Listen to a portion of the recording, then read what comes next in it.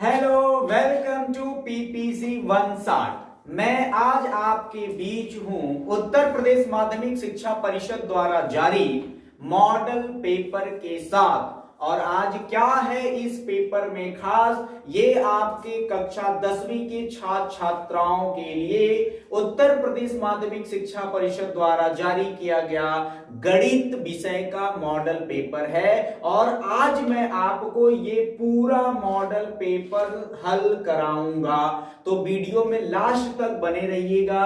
किसी भी प्रकार की कोई समस्या आती है तो कमेंट बॉक्स में कमेंट करके जरूर बताइएगा। अगर वीडियो पसंद आती है तो जो भी आपके दोस्त मित्र हैं जो इस बार बोर्ड परीक्षा में प्रतिभाग करने जा रहे हैं उनके तक शेयर करिएगा। और वीडियो पसंद आए तो please like share and subscribe जरूर करिएगा। शुरुआत करने से पहले मैं आपको बताना चाहता हूं कि इस बार जो आपका पेपर होगा वो 2 खंडों में विभाजित होगा।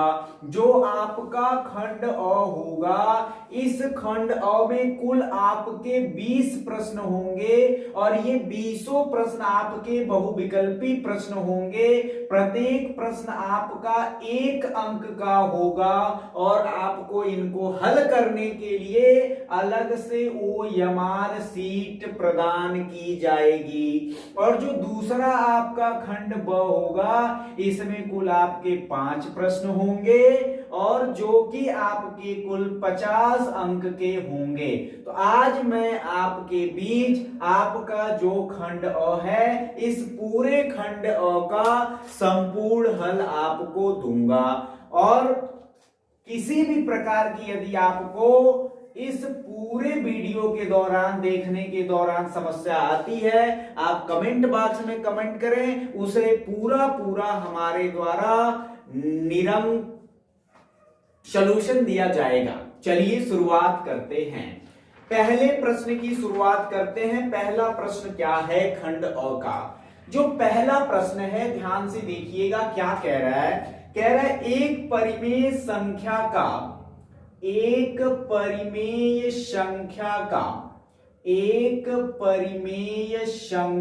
का दशमलव प्रसार सदैव होता है। दशमलव प्रसार सदैव होता है। पहला प्रश्न है आपका, एक परिमेय संख्या का दशमलव प्रसार सदैव होता है और इसके लिए आपको ऑप्शंस दिए गए हैं।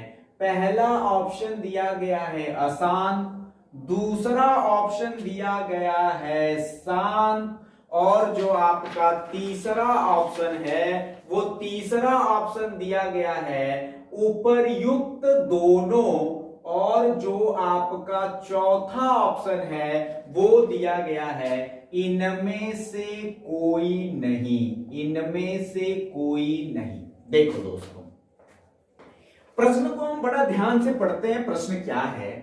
कह रहा है एक परिमेय संख्या का दशमलव प्रसार सदैव होता है। तो सबसे पहले हम जानेंगे कि भैया परिमेय संख्या क्या होती है।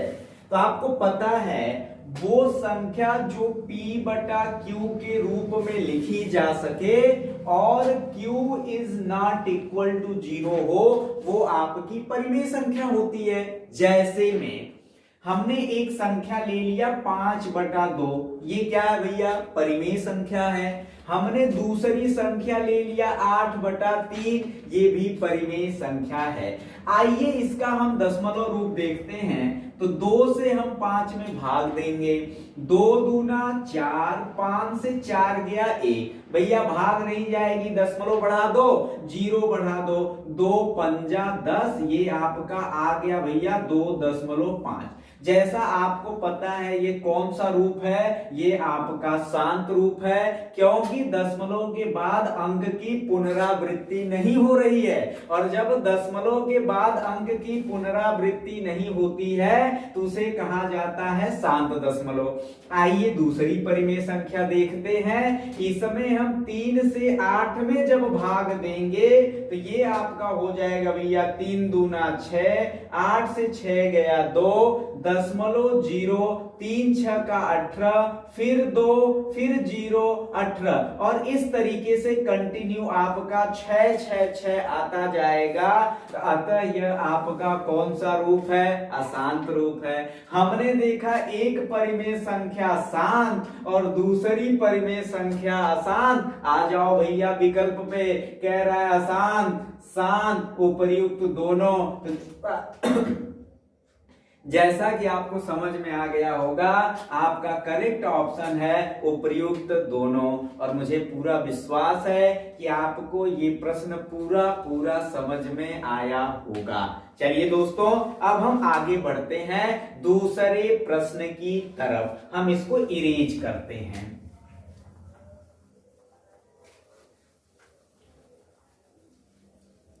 चलिए, अब दूसरा प्रश्न हमारा क्या है? जैसा कि आप देख पा रहे हैं कि मेरे हाथ में आपका ये मॉडल पेपर है। दूसरा प्रश्न हमारा कह रहा है, हम लिख देते हैं ताकि आपको ज्यादा क्लियर हो। क्वेश्चन नंबर 2, एक शून्येतर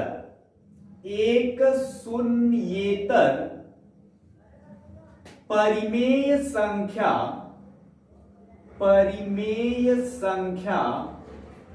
और अपरिमेय संख्या, एक शून्येतर परिमेय संख्या और अपरिमेय संख्या का गुणनफल होता है।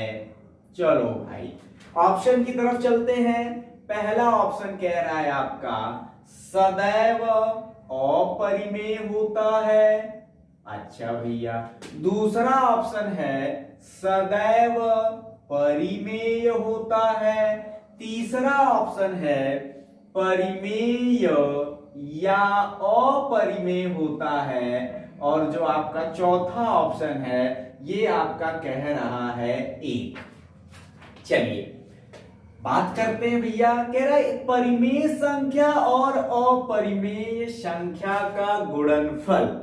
अच्छा, शून्येतर शून्य ना हो, शून्येतर शून्य ना हो तो हम परिमेय संख्या p बटा q के रूप में लिखी जा सके, q is equal to not 0। अच्छा, हमने ले लिया भैया 5 बटा 2।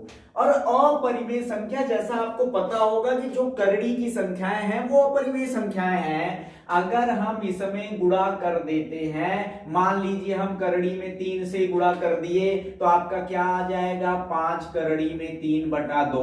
तो ये सदैव कैसी संख्या होगी? तो ये सदैव अपरिमेय संख्या होगी। तो एक परिमेय और अपरिमेय संख्या का गुणनफल सदैव अपरिमेय संख्या होता है। Option number A is correct option. I hope कि ये भी आपको समझ में आया होगा। चलिए आगे बढ़ते हैं, क्वेश्चन नंबर तीसरे पे चलते हैं। क्वेश्चन नंबर 3 क्या कह रहा है? बड़ा शानदार मॉडल पेपर उत्तर प्रदेश माध्यमिक शिक्षा परिषद द्वारा जारी किया गया है। और आपको ये भी पता होगा कि मॉडल पेपर की क्या उपयोगिता है हर एक परीक्षार्थी के लिए जो कि 2023 बोर्ड एग्जाम में उत्तर प्रदेश माध्यमिक परीक्षा में प्रवेश करने जा रहा है या परीक्षा देने के लिए जा रहा है, उसके लिए इसकी क्या उपयोगिता है। चलिए तीसरा प्रश्न बड़ा आसान प्रश्न है। कह रहा है रेखाओं x बराबर 0 और 2x प्लस 3y बराबर 12 का प्रतिच्छेद बिंदु है। जैसा कि आप देख पा रहे हैं x बराबर 0 और 2x प्लस 3y बराबर 12 का प्रतिच्छेद बिंदु है। ऑप्शन नंबर ए है आपका 4,0, बी है आपका 0,4, सी है आपका 0,-4 और डी है आपका -4,0। चलिए शुरुआत करते हैं मेरे भाइयों। भैया क्या है? कह रहा है x बराबर 0। और 2x प्लस 3y बराबर 12 का प्रतिच्छेद बिंदु है।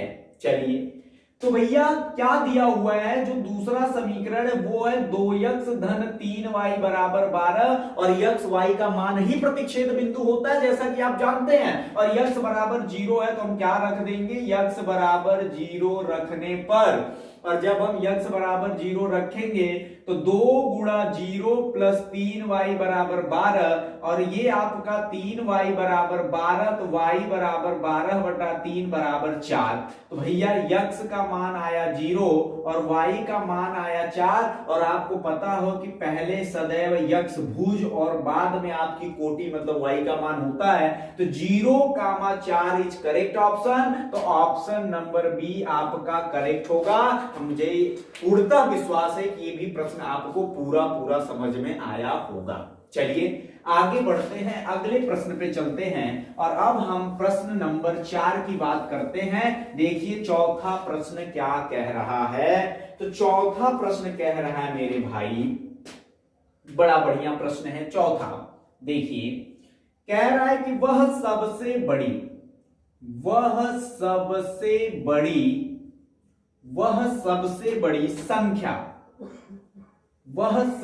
बड़ी संख्या जिससे 70 और 125 को विभाजित करने पर क्रमशः शेषफल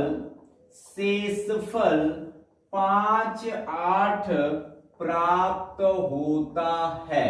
चलिए मेरे भैया, अब देखो ऑप्शन है आपका 13, ऑप्शन नंबर बी है 65, सी है 875 और डी है आपका 1750। चलिए कह रहा वह सबसे बड़ी संख्या जिससे 70 और 125 को विभाजित करने पर क्रमशः शेषफल 5 और 8 प्राप्त होता है। देखिए अब इसको चाहे कुछ बच्चे तो विकल्प से भी सही कर सकते हैं। कैसे भैया, 13, 70 और 125 को विभाजित करना है, हम 875 से तो विभाजित नहीं करेंगे, 875 ऑलरेडी उससे बहुत बड़ी संख्या है, हम भैया 1750 से भी विभाजित नहीं करेंगे। अब हमारी जो लड़ाई है वो 13 में है और 65 में है, तो आप चाहो तो विकल्प से चेक कर लो। 13 से भाग देके देखते हैं 70 में, तो 13 पछे 65 बच गया आपका 5, मतलब 5 तो बच गया। अब 13 से आप भाग दे दो 125 में, कितने बार जाएगी भैया, 13 का टेबल पढ़िए, 13 9 आपका 117 और ये बच गया आपका 8। बिल्कुल विकल्प यहीं से हमने समझ लिया कि विकल्प ए हमारा सही है। लेकिन अगर मैं इसको रूल से लगाने की बात करूं कि कैसे इसको सॉल्व किया जाएगा, इसका एग्जैक्ट सॉल्यूशन क्या होता है, चलिए तो देखो, ऐसे प्रश्नों के लिए हम सबसे पहले क्या करते हैं कि जो भी संख्या जिसको विभाजित करने की बात कर रहा है और जो शेषफल दिया है उसमें से हम शेषफल को घटा लेते हैं। तो 70 में से हम 5 को घटा देंगे तो हमें क्या मिलेगा, 65, और इधर मेरे भाई 125 में से 8 को घटा देंगे तो क्या मिलेगा, 117, और इसी 65 और 117 का जो मौसा होगा वही आपकी क्या हो जाएगी, संख्या हो जाएगी। अब 65 और 117 का भैया मौसा निकालिए, कैसे निकालते हैं, तो 65 से 117 में भाग, एक बार गया हमारा, हो गया 65, 2 5 52 से 65 में कर दिया, एक बार गया हमारा 13, 13 से 52, 13 चौको 52, और आपको पता होगा कि मौसम कैसे निकाला जाता है, तो जो मौसम हुआ वो क्या हुआ, 13। तो इस तरीके से भी आप सॉल्व करके 13 कर सकते हैं। मैंने आपको दोनों तरीका बताया, बाई ऑप्शन भी कर लीजिए या सॉल्व करना चाहते हैं तो बाई मेथड भी कर लीजिए। आई होप्स कि आपको ये भी समझ में आया होगा मेरे प्यारे दोस्तों। अब हम पुनः आगे बढ़ते हैं और प्रश्न नंबर 5 की बात करते हैं। 5वां प्रश्न देखिए क्या कह रहा है, कुल 20 प्रश्न को आज हम सॉल्व करेंगे। चलिए प्रश्न नंबर हम 5 की बात कर रहे हैं, देखिए क्या कह रहा है। प्रश्न नंबर 5 मेरे भाई देखो, कह रहा है भैया कि समीकरण 2x प्लस ए वाई बराबर 1। अच्छा मेरे भाई, तथा 3x माइनस 5y बराबर 7 का कोई भी हल नहीं होगा, का कोई भी हल नहीं होगा, कोई भी हल नहीं होगा। ए का मान है, ए का मान है। चलिए अब मेरे भाई ऑप्शन नंबर ए है आपका 3/10, ऑप्शन नंबर बी है आपका -3/10 और ऑप्शन नंबर सी है आपका -10/3 और ऑप्शन नंबर डी है आपका 10/3। जैसा कि हमें लग रहा है कि थोड़ा इंक डालने की जरूरत है, तो मार्कर में थोड़ा सा इंक डाल लेते हैं, इसके बाद इस सॉल्यूशन पे हम चलते हैं। चलिए भैया, इसको भैया थोड़ा सी मार्कर की खुराक दिया जाए ताकि आप स्पष्ट तरीके से देख सकें, फिर हम आगे बढ़ते हैं। तो चलिए, जैसा कि आप लोगों ने इसके पहले चारों प्रश्न देखा, चारों प्रश्न आपको समझ में आया होगा, और नहीं समझ में आया है तो हमें कमेंट बॉक्स में आप बताओ, मैं पुनः आपको समझाने का प्रयास करूंगा। चलिए आइए 5वें प्रश्न पे आप चलते हैं। क्या है भाई? कह रहा है कि समीकरण 2x प्लस ए वाई बराबर 1 और 3x माइनस 5y बराबर 7 का कोई हल नहीं होगा, ए का मान है। चलो भाई कैसे होगा, चलिए हल करते हैं। तो देखो, जैसा कि आपको पता है कि दिया है, देखो मेरे भाई क्या दिया हुआ है भैया, 2x प्लस ए वाई बराबर 1, और हम करते क्या हैं, a1x प्लस, इसको मान लो समीकरण नंबर 1, a1x प्लस b1y बराबर -c1 से हम तुलना करा देते हैं, और जब हम तुलना कराएंगे तो a1 का मान आएगा 2, b1 का मान a और c1 का मान -1। बड़ी आसानी से तुलना आप भी करा सकते हो। चलिए अब दूसरा समीकरण जो दिया है 3x माइनस 5y बराबर 7, अब यह तुलना करा दो, a2x प्लस b2y समीकरण नंबर 2 मान लीजिए, और बराबर आपका -c2। यहां हम जब तुलना कराएंगे तो a2 बराबर आपका 3, b2 बराबर -5 और c2 बराबर -7। अब हम अगर आगे बढ़े तो हमसे कह रहा भैया कोई भी हल नहीं होगा, तो जो कोई हल नहीं होगा के लिए हमें कंडीशन पता है कि कोई हल नहीं होगा, कोई हल नहीं होगा तब जब क्या होता है, a1 अपॉन a2 बराबर b1 अपॉन b2 और नहीं बराबर होता है c1 अपॉन c2। और आपको भी पता होगा कि कोई हल नहीं होगा की कंडीशन यही होती है, a1 अपॉन a2 बराबर b1 अपॉन b2 और नहीं बराबर not equal to c1 upon c2। Value रख दीजिए, इन दोनों को हम ले लेते हैं। a1 का मान आपका 2 बटा b1 का मान a2, a1 a2 का मान है 3 और b1 का मान है a और b2 का मान है आपका -5। गुणा करा दो भैया, 5 गुना -10 बराबर 3a, तो a बराबर -10/3, तो a बराबर -10/3 मतलब option number C is correct option. I hope ये भी प्रश्न आपको समझ में आया होगा। चलिए 5 प्रश्नों को हमने बड़े अच्छे तरीके से हल कर लिया है। अब हम आगे बढ़ते हैं, क्वेश्चन नंबर 6 की बात करते हैं। प्रश्न नंबर 6, चलिए भैया अब ये प्रश्न नंबर 6 क्या है आपका, आ जाइए शुरुआत करते हैं प्रश्न नंबर 6 का। चलिए 6वां प्रश्न है, क्या कह रहा है, द्विघात समीकरण। 6वां प्रश्न कह रहा है भाई कि द्विघात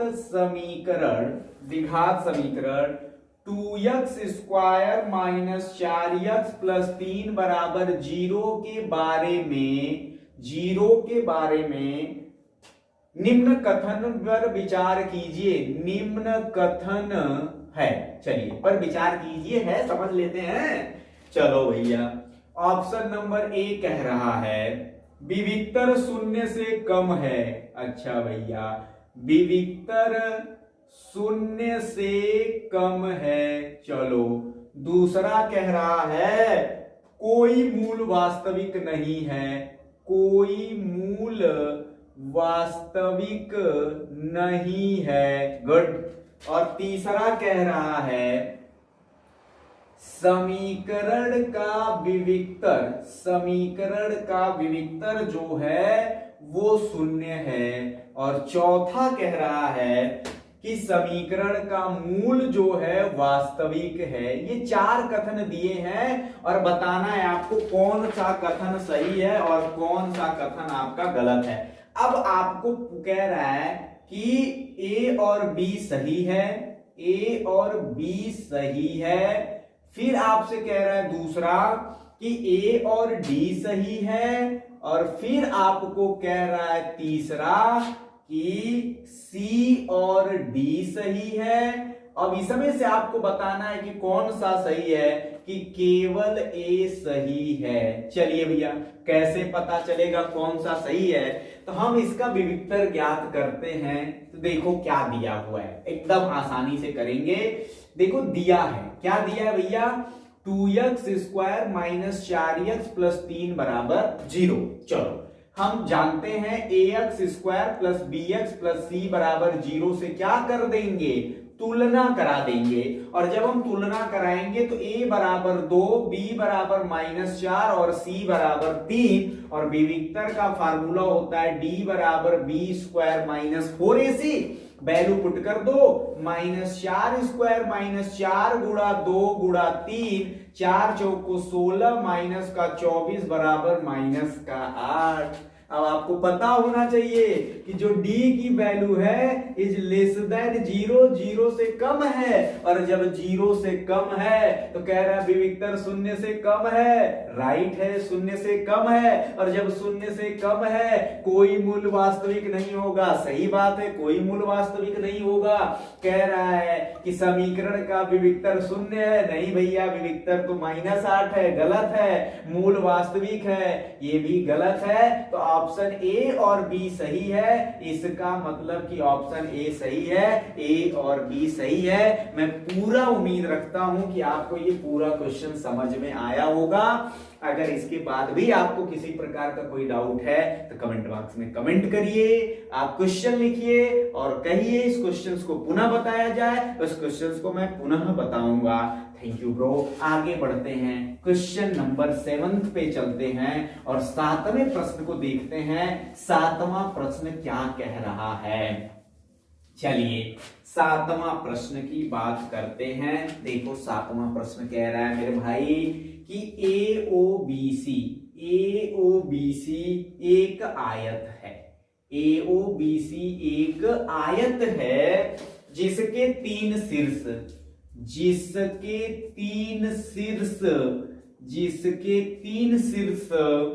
A 0,3 O 0,3 और B आपका 50 है। इसका विकर्ण होगा, चलिए भैया इसका विकर्ण होगा option number A 5, option number B 3, option number C करड़ी में 34 और ऑप्शन नंबर डी 4।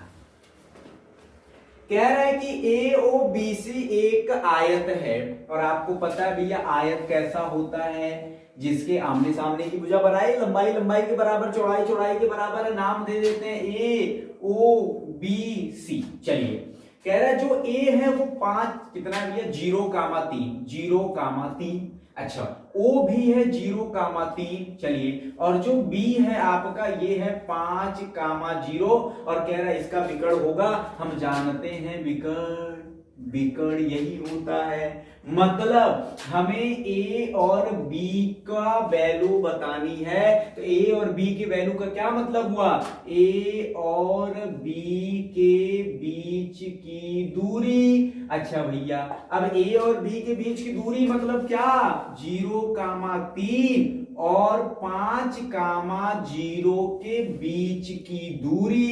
अच्छा मेरे भाई बीच की दूरी कैसे निकालते हैं? ये आपका x1, ये y1, ये x2 और ये y2 और बीच की दूरी का फार्मूला है √x2 माइनस x1 का होल स्क्वायर और y2 माइनस y1 का होल स्क्वायर। अच्छा मेरे भाई अब चलो x2 माइनस x1 आपका कितना है? 5 माइनस ये 0 स्क्वायर और y2 माइनस y1 मतलब 0 माइनस 3 स्क्वायर, तो ये आपका 25 और प्लस का 9, 25 और 9 जब आपका होगा कितना हो जाएगा? 25 9 34। 25 और 9 आपका कितना हो जाएगा? 34 और करड़ी में 34। ऑप्शन नंबर से is correct option. I hopes आपको पूरा समझ में आया होगा। चलिए मेरे भाई, अच्छा कुछ मेरे भाई परेशान होंगे क्या हमें भी बोर्ड एग्जाम में इस तरीके से सॉल्व करना होगा? तो मैं आपको बताना चाहूंगा कि आपको सॉल्व नहीं करना होगा, आप केवल विकल्प सही करेंगे। लेकिन कैसे सही करेंगे? हमें रफली तो सॉल्व करना होगा ना विकल्प को सही करने के लिए। तो जरूरी नहीं है कि आप इस तरीके से सॉल्व करके ही हम विकल्प ही एमसीक्यू है, हमें सही होना चाहिए। बट सही होगा कब? जब हमें लगाने आएगा तब। और लगेगा कब? जब हम इस तरीके से पीपीसी वन शॉट पे जाके वीडियो देखेंगे तब। आइए शुरुआत करते हैं, अगले प्रश्न की बात करते हैं। प्रश्न नंबर 8वें की बात करते हैं। चलिए कह रहा है कि यदि समीकरण x square plus kx minus 5/4 बराबर 0 का एक मूल 1/2 है तो k का मान होगा। चलिए मेरे भैया, ऑप्शन नंबर ए है 2, ऑप्शन नंबर बी है -2, ऑप्शन नंबर सी 1/4 और ऑप्शन नंबर डी है 1/2। चलिए देखो जैसा कि क्या दिया हुआ है, एक्स स्क्वायर प्लस का kx माइनस 5/4 बराबर 0। इसका एक मूल दिया हुआ है 1/2। आपको पता है कि समीकरण का कोई भी मूल उस समीकरण को संतुष्ट करता है। और उस समीकरण को संतुष्ट करने का क्या मतलब है कि वैल्यू रखने पे वैल्यू 0 हो जाती है। तो हम क्या कर देंगे, x बराबर 1/2 रखने पर, अब 1/2 रखेंगे तो 1/2 का स्क्वायर प्लस k गुणे 1/2 माइनस 5/0 बराबर 0। 1/2 का स्क्वायर 1/4 धन k/2 बराबर ये उधर चला जाएगा माइनस 5/4 इधर गया तो प्लस 5/4। 1/4 को ट्रांसफर करिए, k/2 बराबर 5/4 माइनस 1/4 तो k/2 बराबर 4/4। तो ये आपका हो जाएगा k/2 बराबर 1 तो k बराबर 2 एकम 2। तो जो आपका राइट ऑप्शन है वो option number A is a correct option, A बराबर 2। 8 प्रश्नों को हमने बड़े शानदार तरीके से देख लिया है। अब हम चलते हैं 9वें प्रश्न की तरफ। 9वां प्रश्न देखिए आपके मॉडल पेपर में क्या है। 9वां प्रश्न, और 9वां प्रश्न कह रहा है मेरे भाइयों, 2 त्रिभुज समरूप होते हैं। 2 त्रिभुज समरूप होते हैं। अच्छा मेरे भाई 2 त्रिभुज समरूप होते हैं। पहला ऑप्शन है आपका इनके संगत कोण बराबर हों, इनके संगत कोण बराबर हों। और दूसरा है कि इनकी संगत भुजाओं का अनुपात